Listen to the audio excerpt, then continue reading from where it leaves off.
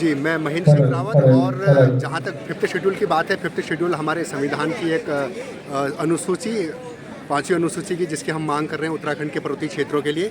और यह कोई नया कानून नहीं है, पहले ही से ही हमारे संविधान के अंतर्गत निहित कानून है जिसकी मांग हम लोग कर रहे हैं।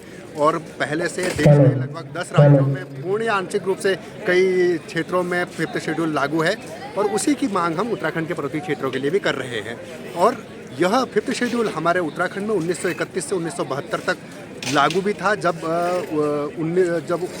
उत्तराखंड को कुमाऊं कमिश्नरी के नाम से जाना जाता था।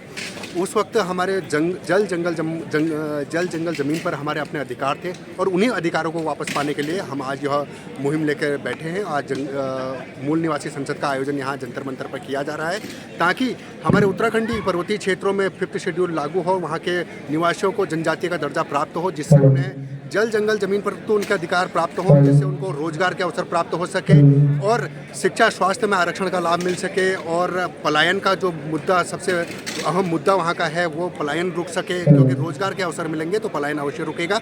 उसके अलावा शिक्षा स्वास्थ्य में हमारे लोग आगे, शिक्षा स्वास्थ्य में आरक्षण मिलेगा तो शिक्षा के माध्यम से हमारे युवा आगे आएंगे, युवा पीढ़ी आगे बढ़ेगी और पलायन रुकेगा। और उसके अलावा हमारी महिलाओं की सुरक्षा हो सकेगी, परिसीमन का मुद्दा हल हो सकेगा, और भाषा और संस्कृति का भी संरक्षण इस अनुसूची के माध्यम से होगा।